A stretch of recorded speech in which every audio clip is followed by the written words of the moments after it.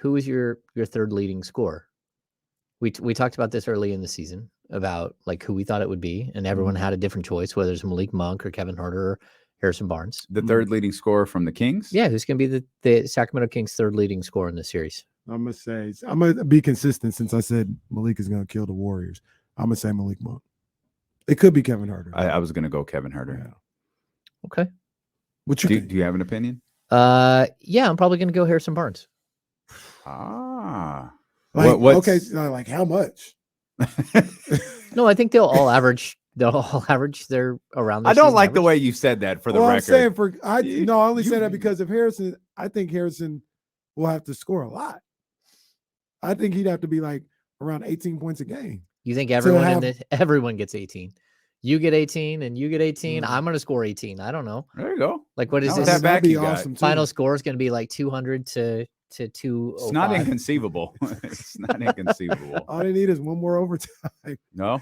3 overtimes, they'll get to 200.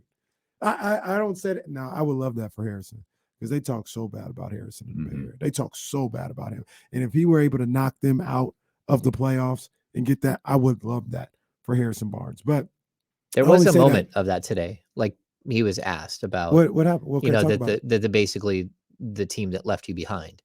Is there any like extra? I think Deuce asked it, and he just smiled. No, it's just a playoff series. Do you believe him? Absolutely not. No, he's a competitor and he's very professional and wants to say the right thing in that moment. But like, that's who's that guy that like left the Beatles and was a drummer before Ringo Starr? Like, that's who basically Harrison Barnes is. Like, you're that guy who didn't get to go play for greatness and everyone else did. So yeah, I would, he's got one championship and he lost to another finals, and a lot of people just flat out blamed him for losing to the Cavs. Like, it's because they refused to admit that the Cavs were better than them. Yeah, heaven forbid that he's the guy that got stuck defending LeBron James, the best player in the NBA. Like, people really love to forget the score of that game was like 90 to 87 or something like that. 87, something like. Or and it was like 93. 89. Oh yeah, he one more. He had to hit the free throw. But everyone, like, I recognize this because this was me when I played. You see Clay. There's one shot that just really stands out in that fourth quarter where Clay, I don't even think it's a three, but you kind of hit that motion where you shoot it and you're like praying to God. Yeah, you get the extra little you're praying it goes in because everyone in that moment was tense. They were tight. And shots weren't falling for no one. Like, everyone was going scoreless. But to blame the series on Harrison Barnes is wild. You hit 2 of those shots. You've won the series. You're the champions. There's no jokes about you. You've done it. You didn't. Kyrie did, and you lost. And 10 years later, you can't get over it. Well, 7. You can't get over it. Can't get over it. And like you said, blaming Harrison Barnes for that. Come on, man. Yeah. Come on, man. Tough. It's uncomfortable. I think Harrison, I agree with you. He wasn't good in the series, and that's fine. No. But there's plenty of reasons that you lost. And he was series. 23. I mean, he was just a kid. Like, he didn't. There was a lot of people who didn't handle their business in that to close out that series. A lot of people. Yeah. But Harrison catches it. I would look, James, if Harrison is the third leading scorer at 18 points per game, Kings probably win. All right. I think they're all going to take turns. Really feels like low-key shade. What? On Harrison? No, because it's not that. Are you saying the third leading scorer can't score 18? No, because I don't think Harrison's going to score 18. I'm penciling him in for like 12 to 13. Okay. But I'm looking at Malik at like 17. I'm looking at Huerter at like 15. So if you have those guys still doing that and Harrison's getting 18, yeah, okay, it's over. I got you. It's over. All right. I got you. I'll say something too real quick. I know I want to get to De'Aaron Fox, but what do you think about Draymond Green, Ham? Because Kenny will happily tell you on multiple radio stations how he feels about Draymond Green. I hate the antics. I always have, and I'll even tell you in this series, like we were talking about it, like he's gonna sneak in and catch an elbow in the face from Sabonis at least once or twice and put Sabonis at risk. like for a flagrant foul or a technical or an injection, because that's who he is. Like, he doesn't mind going in there and putting his face in harm's way. We all know how, Domas can bring the ball up and can catch somebody. Yep. Like, we're going to see that. We're going to see, like, I know he talks about the mind games and stuff and all that. Like, people always say, oh, he's in your head. The Kings aren't a bunch of guys who you can get in their head. They're not that guy. They're not like, maybe Monk is a guy who's going to sit there and go back and forth and go crazy with you. But like, if you think you're going to bug Keegan Murray on the perimeter, sure, maybe he misses some shots. But if you don't defend Keegan Murray, if that's the matchup, if Draymond Green doesn't get out and defend his guy, he's going to get torched. I mean, he's a lethal shooter from the outside. So again, like, I hate watching players yell at the officials the whole game. I hate it. I hate it when DeMarcus Cousins did it. It was annoying then. It's horrible to watch Luka. It's horrible to watch these guys who sit there and demand that the game gets called something different for them than anyone else. And that's what I see from him too often. And like, look, on the offensive end, he's a liability for them. And sure, he's helped this whole process, but we're talking about a guy who, can't like consistently hit a 3-point shot, who doesn't do some of the things that, like, if he would have shown that throughout his career and he would have continued to improve in some of those aspects, like, is he in the Hall of Fame? Yeah, he's in the Hall of Fame. He's part of the crew. He's the third guy in the Hall of Fame from their group. And he was along for the ride. He was along for the ride. That's how he got in there. And he helped out with a couple group projects. But he's a great defender. I mean, he helped out with some group projects. He played his little role. He's better than you give him credit for. He played his role.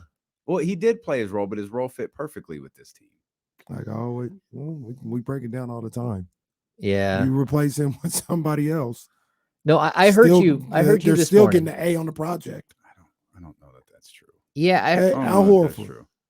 We did this already. I said no. You said they don't win with Al Horford, KD, Steph, and KD. Yes. About. Yeah, with KD. Yeah. Well, you can remove Draymond Green and not fill that thing with anybody, and it's Kevin Durant. But that's what I gonna always win. say. But that's not. We can only talk about the championships they won and the people who were on those rosters.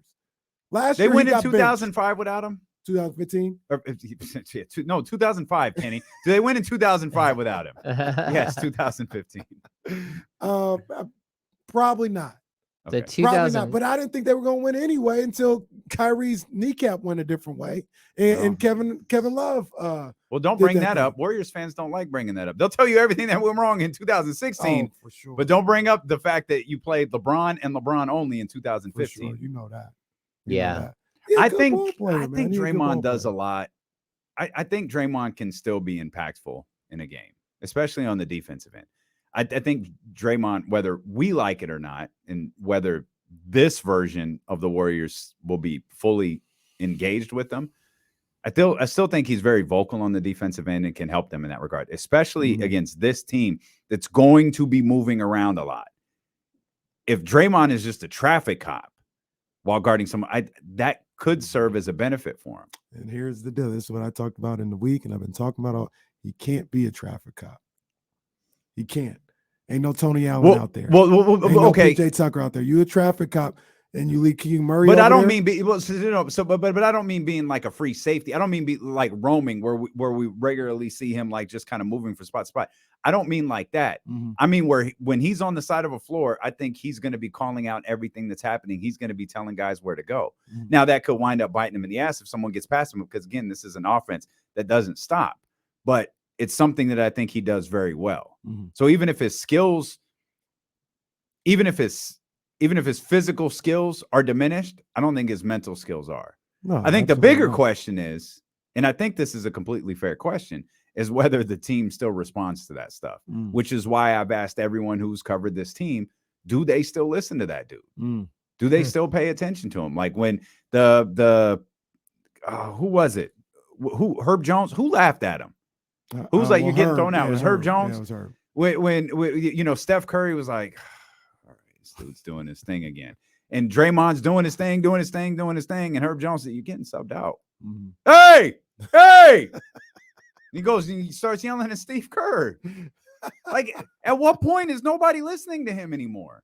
That's the stuff that I wonder. Like, he could be vocal, he can know everything that's going on, he could be communicating, but because he does that stuff all the time, I wonder how many guys just like, God, man, shut up. I think he damaged his reputation with them this season, Sure, with the Jordan Poole situation. Like he did do some pretty solid damage, and whether he's recovered from that or not, I don't know. But I will tell you, like you got a dude who's going out and doing a podcast all the time and making you have to basically cover for what he's saying. So it's not like to your point, it's not like if this is a 120 to 125 battle that Draymond is going to score more than 8 points.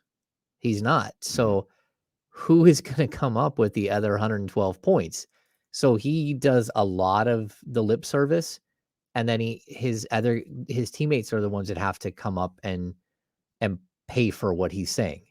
And he does it all the time. And so it's fun for him to roast the Kings and trash them in December. Well, now you're in a playoff series with him, and they were a better team than your team the entire year. We can talk about injuries. We can talk about games missed. We can all these things. It doesn't matter. They were a better team than your team the entire. It's why they're the 3 seed and you are the 6 seed. And we, again, people are, they only won 4 more games than the Warriors. Yeah, because they didn't have to win any games in the last 7. So yeah, they won. The Warriors had to win to hold on to 6 to avoid the play-in. So sure, they only won 4 less games. The Kings easily could have won 51 games. They didn't need to. And the Warriors should know that more than anyone. They're the team that went out and won 73 and lost a championship, and the next year go, oh, we're not doing that again. Yeah.